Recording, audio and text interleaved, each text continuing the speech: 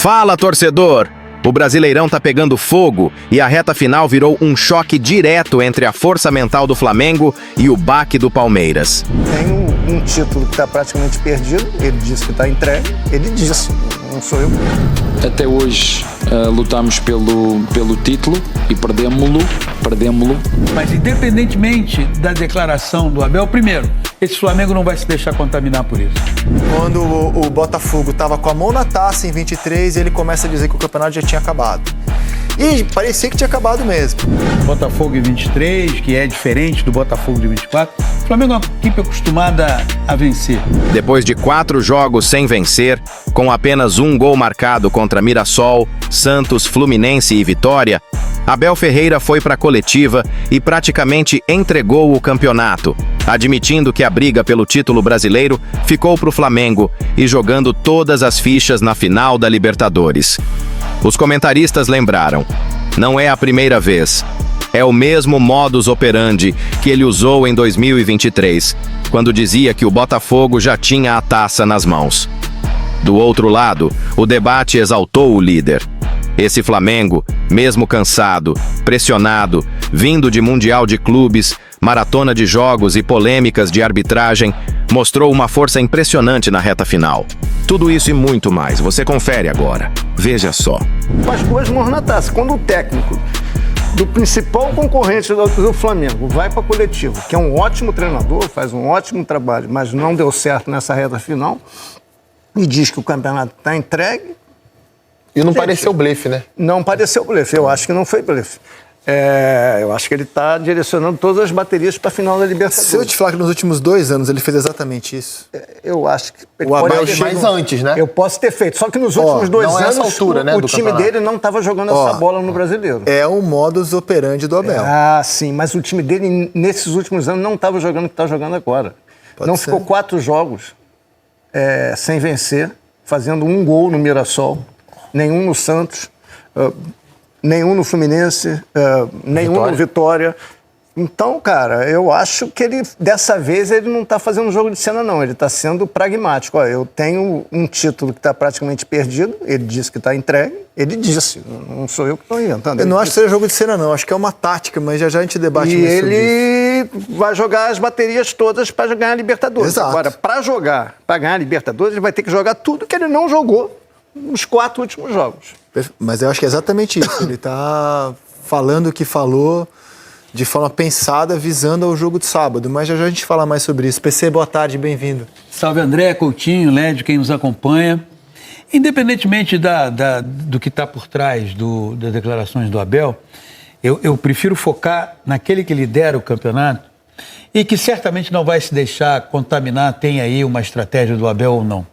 Eu acho que esse é um aspecto interessante, olhar para o líder do campeonato e ver os momentos pelos quais passou essa equipe ao longo da temporada. O Flamengo teve períodos de muita estabilidade na temporada, teve períodos de oscilação dentro da temporada. Na principal competição para os clubes brasileiros, tanto do ponto de vista técnico quanto do ponto de vista financeiro, que foi a Copa do Mundo de Clubes, o Flamengo teve uma participação animadora para o seu torcedor, não foi uma participação decepcionante, não foi uma participação frustrante. E se hoje o Flamengo desfruta dessa posição, que ela é vantajosa, são 4 pontos, ela é resultado desse trabalho do Flamengo, desse desempenho do Flamengo, e ali no telão está não apenas o melhor jogador do campeonato, não apenas o melhor jogador do futebol brasileiro, mas o melhor jogador do continente, que é o Arrascaeta. Muito caso o Flamengo... Em atividade no continente. Em atividade no continente. Sem dúvida. Muito caso o Flamengo amanhã, com a combinação de resultados, oficialize a conquista do título brasileiro. Essa conquista pode ser amanhã, pode ser depois, mas enfim, ela passa pelo desempenho do Arrascaeta. Talvez esse ano tenha sido o melhor ano do Arrascaeta desde que ele chegou no Flamengo. 40 participações em gol. E assim, isso é que eu acho muito interessante, que é a naturalidade para ser protagonista. Não tem nenhuma dificuldade em ser protagonista. O futebol brasileiro tá recheado de jogadores com muita fama, com muita projeção, mas que tem uma enorme dificuldade para ocupar e desempenhar o papel de protagonista. Então, eu acredito que o título, como todos nós aqui, não vou falar nada que soe diferente. O título está muito bem encaminhado para o Flamengo, mas o que eu acho que pode, nessa rodada ou na próxima, oficializar essa conquista é o jeito com que o Flamengo está terminando a temporada. É o jeito com que o Flamengo está nos últimos 100 metros da temporada, a 100 metros do disco final, o Flamengo está indo muito bem. O Flamengo está vencendo com autoridade. Tem oscilação. Teve o jogo contra o Sport, que o Flamengo não teve bem no primeiro tempo. Teve o jogo contra o Fluminense, mas eu já tenho uma visão diferente. Eu acho que o Fluminense teve um desempenho muito consistente. A gente sempre tem que entender que nem sempre esse Flamengo, liderado pelo Arrascaeta, vai jogar bem e que muitas vezes ele pode perder, empatar, muito mais por mérito do adversário. Estava sem o Arrascaeta nesse jogo. E estava sem o Arrascaeta nesse jogo, bem lembrado. Obrigado, Rodrigo.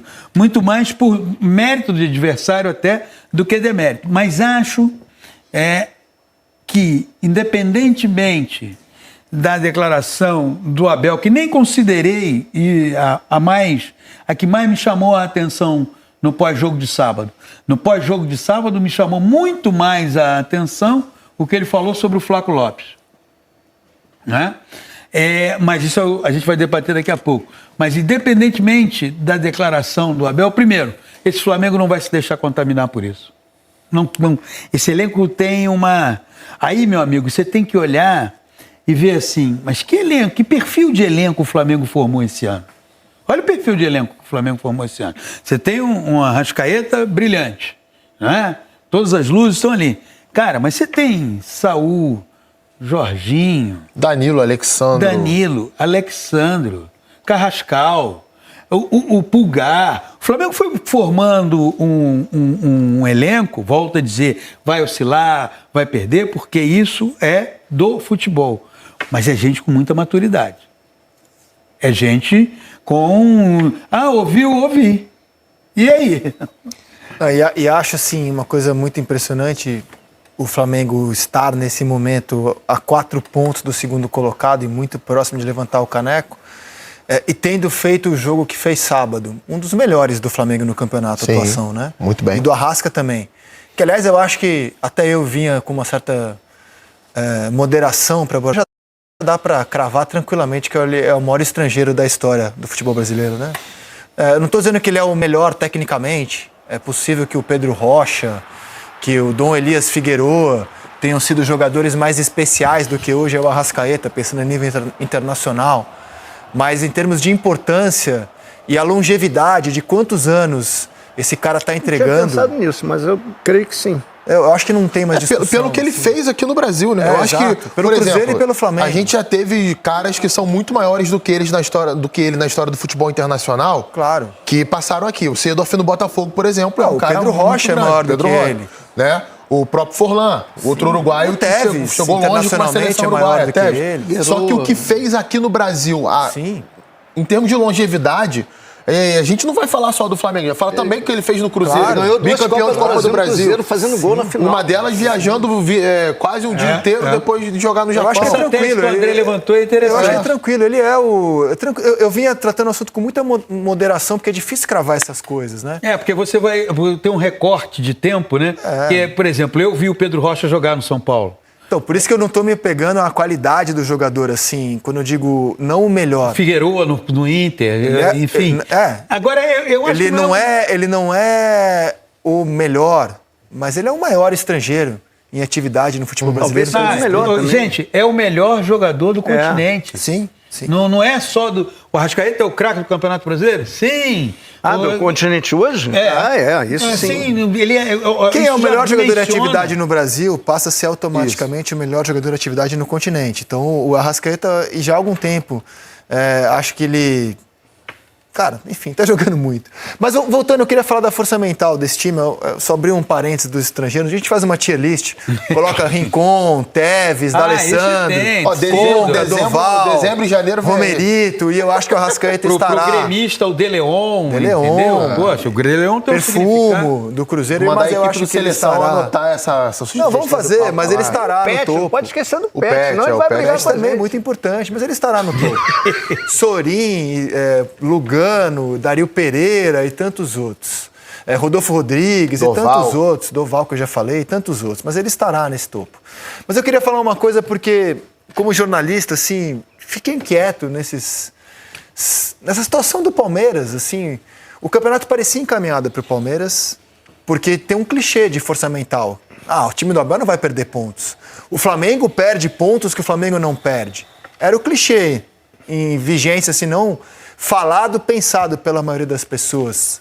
Quando o Flamengo, por exemplo, perdeu do Fortaleza. Né? Era o clichê ali estabelecido. E o Palmeiras, desde o jogo com o Mirassol, com o time completo. Não foi a data FIFA que afetou o duelo com o Mirassol. Ele tinha o time completo ali. Né? Desde aquele duelo, o Palmeiras embicou para baixo. E começou a jogar mal, assim, em relação ao que ele vinha fazendo. O Abel, inclusive, mexeu no esquema, não adiantou. O Palmeiras passou a ser um time previsível, de chuveirinhos. E, assim, de pouca força mesmo. O Fluminense, para mim, jogou melhor do que o Palmeiras no sábado. Na data FIFA, reclamou de um pênalti, é verdade. Mas aí, contra o Vitória em casa, ele também não conseguiu fazer o resultado.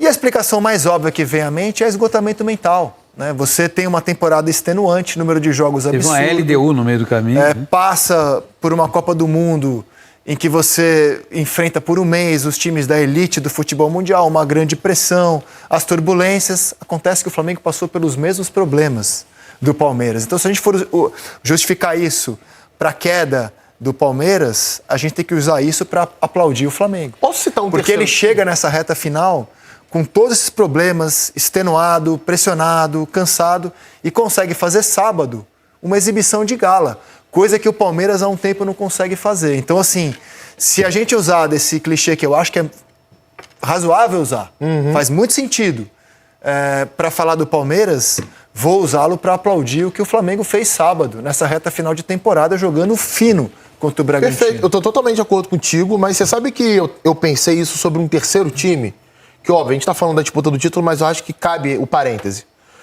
que é o Fluminense. O Fluminense tem mais jogos na temporada do que o Flamengo e Palmeiras. O Fluminense chegou à semifinal da Copa do Mundo de Clubes, à semifinal da Copa Sul-Americana. Esse time também teve um desgaste emocional muito grande. Óbvio que a cobrança em cima de Flamengo e Palmeiras é constante por alto desempenho o tempo todo, ponta de tabela e, para eles, se não chegar à final da Libertadores, é como se fosse um ano perdido, né? Vamos botar assim para muita gente dessas torcidas. Mas eu acho muito difícil, Rizek, por mais que seja realmente um argumento muito válido, e somente quem está dentro desses clubes pode confirmar ou negar esse tipo de argumento, mas é difícil, cara, é difícil da gente ter uma noção exata de que é exatamente isso que está acontecendo. Sobre o Palmeiras, né? Eu acho que o melhor jogo que o Palmeiras fez recentemente foi justamente que ele estava mais desfalcado, contra o Santos na Vila. Se você pega ali o segundo tempo, que é quando o Abel faz algumas mexidas, troca o esquema do time, o Mikael jogar de lateral esquerdo, por exemplo. Sequência negativa. Dessa sequência. O Palmeiras poderia até ter vencido aquele jogo. Concordo com você. Não foi bom, mas foi o melhor. Eu acho que o que ele esteve mais próximo da vitória foi contra o Vitória. Pelo volume. Pelo volume. Sim, foi o que ele criou mais. Mas foi né? pouca criatividade, né? Não acho. Foi o volume na base da mais técnica e da próximo da imposição. vitória contra o Santos do que contra o Vitória. Pode ser. É o único jogo nessa sequência em que o Palmeiras conseguiu mais finalização que o adversário. Mas tudo bem, isso não é um parâmetro. A questão é a seguinte, você pode usar o critério que você quiser para medir Flamengo e Palmeiras. Então a gente falou aqui da força mental, da pressão. E a arbitragem? O Palmeiras contra o Santos, para mim, por exemplo, teve um pênalti claríssimo não marcado. Para mim também. Eu posso responder que o Flamengo também teve contra o Fluminense um pênalti claríssimo não marcado, né, Bruno Henrique? Também. Então, assim, os dois times têm os mesmos problemas. Mas o Palmeiras teve a lesão do Evangelista. O Flamengo perdeu o Pedro. Não, perdeu o Léo Ortiz, está há um mês. Exato. Não, tô dizendo assim, que assim, os dois times... Não, mas lá atrás perdeu o Paulinho. O Jorginho tava fora do time aí, gente. Os dois passam pelos mesmos obstáculos. E o Flamengo chega em Campeonato Brasileiro. A final de sábado, cara, 90 minutos, qualquer coisa pode acontecer. Tô falando que nessa maratona que é o Campeonato Brasileiro, o Flamengo conseguiu derrubar esses clichês todos que a gente costumava atribuir ao Palmeiras da força mental. E sobre o Abel, eu queria mostrar para vocês que o que ele falou sábado é o modus operandi. Assim que acaba o jogo e a gente começa a escutar o Abel, imediatamente um filme passa na minha cabeça, que é o discurso que ele teve quando o Botafogo estava com a mão na taça em 23 e ele começa a dizer que o campeonato já tinha acabado. E parecia que tinha acabado mesmo. Então, quando teve a reviravolta, ele foi tratado como um gênio, usou aquilo para desestabilizar o adversário. Quero mostrar para vocês esse modus operandi da comissão técnica do Palmeiras de passar a pressão para o outro lado. Vamos relembrar, porque relembrar aqui é viver. Até hoje lutámos pelo título e perdemos-lo. Não é eu perdi, perdemos-lo como equipa. O campeonato está entregue e na altura certa iremos falar aquilo que foi este campeonato brasileiro. Não conseguimos dar os parabéns ao nosso adversário e sim, o nosso adversário tem uma excelente vantagem para poder ser campeão. A vantagem e a bola está toda no Botafogo. Está com tudo para ser campeão. Já anda, como disse, há 4 anos a investir para isto, para ser campeão, sem dúvida nenhuma.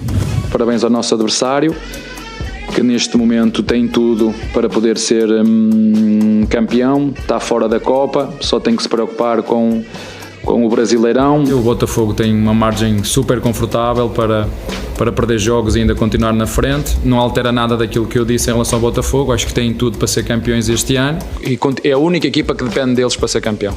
É a única. Portanto, tem essa vantagem e isso eu não vou alterar. Se você curte esse tipo de análise, aproveita e se inscreve no canal. Ativa o sininho para não perder os próximos vídeos. Mas ano passado, certo, não. Não, nem sempre dá certo. Tô dizendo que é o modo, quer dizer, nem sempre dá certo. Eu não acho que o Botafogo amarelou por causa da fala do Abel. Não, claro que não. Claro, óbvio que não. O Botafogo amarelou pelos problemas que ele teve ali. E podemos fazer uma distinção, né? Mas é o modus operandi. Sim, é o modus operandi. É o modus operandi. Agora, isso eu vi que teve porque tudo gera um debate, às vezes mais bate-boca do que debate. Mas isso em nada reflete no Flamengo. Primeiro que o Flamengo é uma equipe acostumada, diferentemente daquele Botafogo de 23, que é diferente do Botafogo de 24. O Flamengo é uma equipe acostumada a vencer. O Flamengo é uma equipe acostumada a decidir. O Flamengo trabalha para isso. E quando você trabalha para vencer, você trabalha para disputar e vencer, você não se deixa envolver muito sobre coisas externas, sobre coisas que não fazem parte do seu ambiente. Por isso que eu disse agora há pouco sobre o perfil do elenco que o Flamengo montou nessa temporada. É muito jogador com vivência suficiente no futebol para não se deixar contaminar ou contagiar com esse discurso do Abel, que você tem toda a razão, é um modus operandi. Não é? É uma coisa recorrente da parte dele, de tirar, digamos, a responsabilidade do Palmeiras e transferir, mas no caso do Flamengo em especial, isso não pega. Sinceramente, eu não creio que pegue. Você sabe que isso foi uma coisa muito repetida nos tropeços do Flamengo nessa reta final de Brasileiro, né? De que aquele papo que é antigo, que o time escolhe jogo. Entrou desconcentrado, entrou achando que ia ganhar a qualquer momento.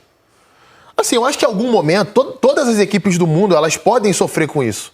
Porque você sabe que você é melhor que o adversário e você vai acabar relaxando em algum momento. Humano, né? A questão para mim é, de que maneira a gente pode cravar que isso realmente aconteceu? Não existe nada, pelo menos eu, no meu trabalho como comentarista, eu tento não me basear nisso. Porque eu não tenho nenhuma ferramenta que me faz fundamentar a minha opinião. Enfim, respeito todo mundo, mas eu não tento ir por esse caminho. Cara, eu acho essa questão do psicológico. Repara como o Flamengo se classificou contra Estudiantes. Nos pênaltis, na Argentina. Abalou o psicológico? Depois de jogar mal. Depois de jogar mal. Uma disputa de pênaltis terrível, tensa, fora de casa. Depois vai jogar contra o Racing. O Rossi é Principal jogador a menos desde os 10 minutos. O Flamengo não passou por pressão psicológica? Ganhou do Palmeiras fora de casa. Ou seja, a questão do Palmeiras é técnica. O Palmeiras está jogando mal, muito mal. Jogos primários. Você pode até argumentar que é porque há um esgotamento, cara, que o corpo não obedece à mente.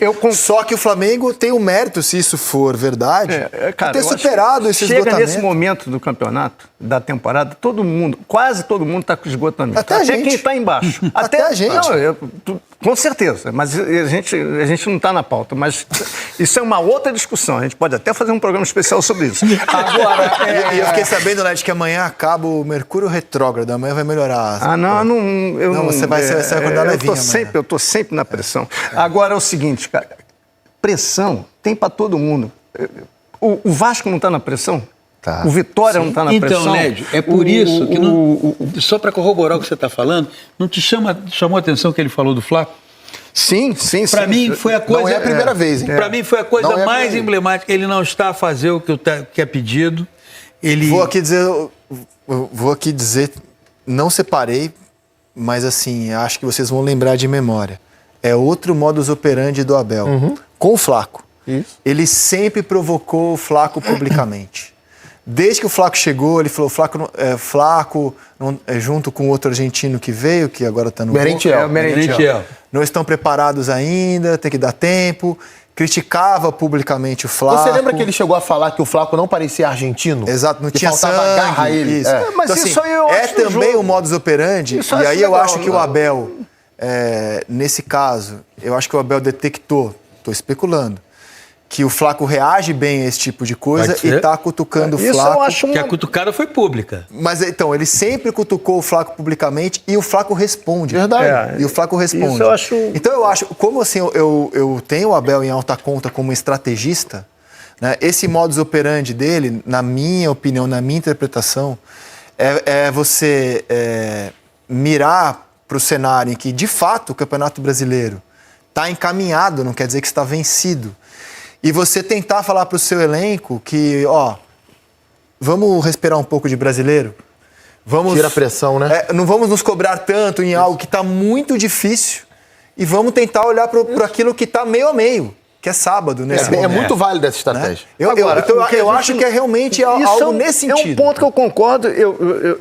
Por nós termos o respeito que a gente tem pelo Abel, pelo trabalho que ele fez e pelo respeito que a gente tem pelo Palmeiras como instituição, como um time vencedor nesse ciclo, e é muito vencedor, é que a gente fica espantado com o nível baixo dos últimos jogos do Palmeiras, entendeu? É baixíssimo. Sim, a atuação, baixíssimo. A gente está elogiando uma atuação do Palmeiras contra o Santos que foi ruim, e a gente está dizendo que foi a melhor. Se essa foi a melhor, imagina as outras. Eu não vi o jogo contra o Fluminense, que eu estava comentando o jogo do Flamengo. Esse jogo eu não vou nem me aprofundar. Jogou mal. No mesmo horário. O jogo contra o Vitória, eu estava em casa, eu fiquei vendo o jogo. Vi os 90 minutos, mais os acréscimos. Eu fiquei espantado. Falei, não é possível que o Palmeiras vai jogar só isso hoje. Cara. E jogou menos do que no primeiro tempo, jogou menos no segundo tempo. Cara, foi muito ruim, muito ruim. O Mirassol foi um jogo terrível também do Palmeiras, por melhor que seja o Mirassol. Então, quando você gosta de um time, você acredita num time, você sabe que o time é bom, você se espanta, cara. Não dá pra achar. E o Flamengo, qual a vantagem do Flamengo? Todos os times oscilaram no campeonato, o tempo inteiro. Mais no segundo turno. O Flamengo, ele oscila. O que o Flamengo acontece com o Flamengo? Ele perde um jogo, mas depois ele ganha 4. Isso. Aí depois ele perde outro, depois ele ganha mais 4. Ele não tem sequência. O Palmeiras conseguiu ficar 4 sem ganhar, cara. Isso. O Flamengo nunca ficou no campeonato. O Flamengo Se eu não estou enganado, o Flamengo não chegou a ficar 3 rodadas sem vencer seguidas no campeonato. O Flamengo tropeça, mas ele vai e mete uma sequência. O Palmeiras estava nessa vibe. Só que, cara, quando você pega uma sequência de time que está lá embaixo, que são 4 jogos sem vencer, fazendo um gol, é igual o Vasco. Só que o Palmeiras está a 4, o Vasco está a 5. E o Palmeiras empatou 2, né? Isso. Não, ele perdeu, ele empatou 2. O Palmeiras com vitória empatou com o Fluminense. Mas só fez um gol nesses 4 jogos. Só fez um gol. O Vasco fez um gol nos últimos 5. Cara, é um desempenho de clube lá de baixo. E o Palmeiras é lá de cima há alguns anos. Tem um detalhe, antes do jogo com o Mirassol, se a gente pegar ali o que os times estavam jogando, esquece o resultado, os times estavam jogando. Até o jogo com o Mirassol, o Palmeiras estava jogando melhor que o Flamengo. Tava. O Palmeiras vinha num momento ali ponderado pela e era um momento que já estava durando uns 2 meses, né? O único jogo ruim nesse período foi o jogo da LDU lá em Quito, que a gente faz as ressalvas necessárias por conta da altitude que muita gente sofre lá. Que depois teve uma capacidade de recuperação aqui que foi impressionante. Mas, mesmo ele jogando assim, ele nunca deixou, o Flamengo nunca deixou ele abrir muito. Por causa disso que você falou. Porque o Flamengo... Mesmo quando não está no seu melhor, o Flamengo consegue ser superior e vencer jogos. Ou, no mínimo, não ser derrotado. Trabalho. E segundo, daquilo que o Paulo estava falando. De um time que, nos momentos de maior adversidade, de maior sufoco, ele encontra as soluções para sair vencedor. Porque tem jogadores com esse estofo. E que era um clichê sempre atribuído ao Palmeiras.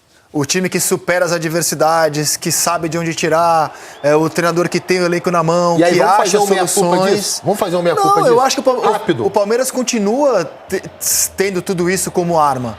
Mas o Flamengo foi melhor do que o Palmeiras nesse quesito no Brasileiro. E ele não quer dizer que, por essa característica, ele vai vencer sempre quando se espera que ele vai. Vou dar alguns exemplos aqui. Alguns exemplos aqui.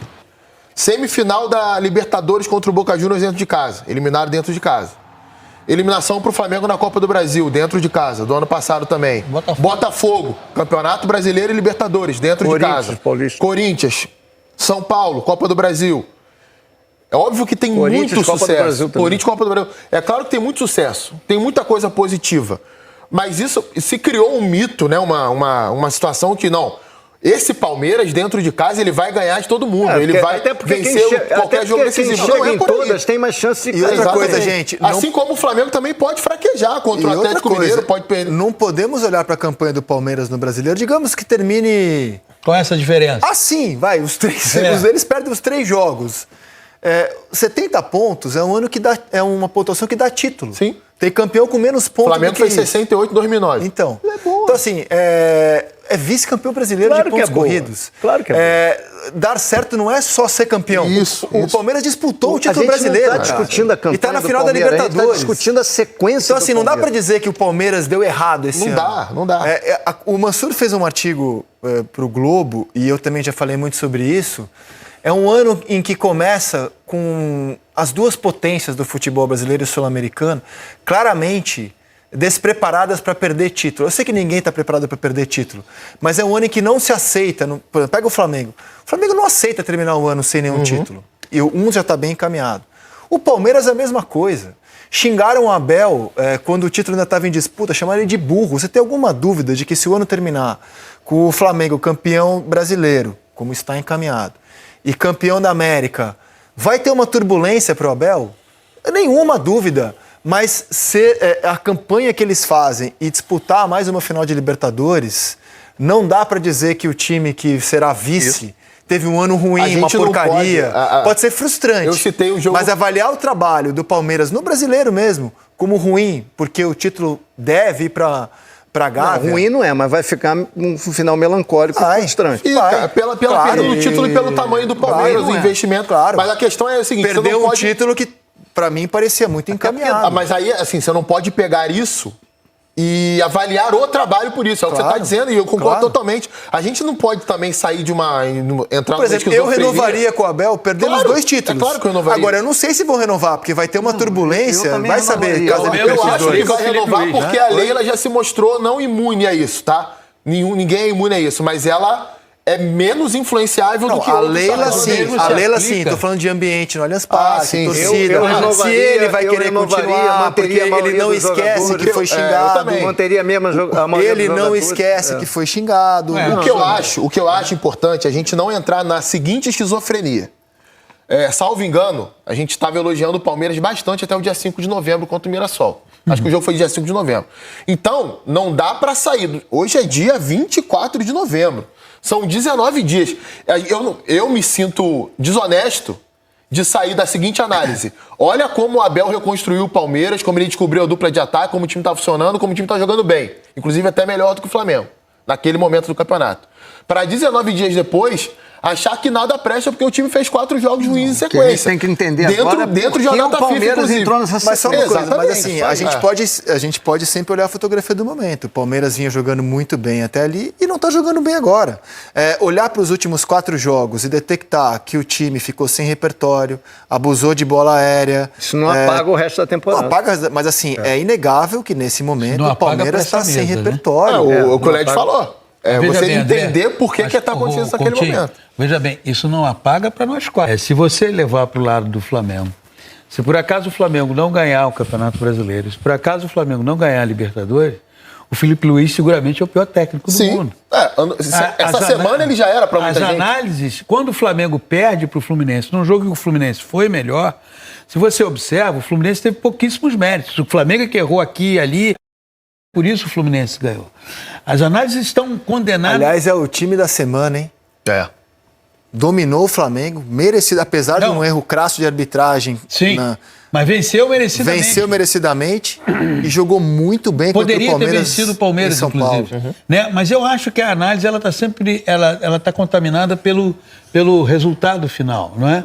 Agora, independentemente disso, eu pelo menos vejo assim.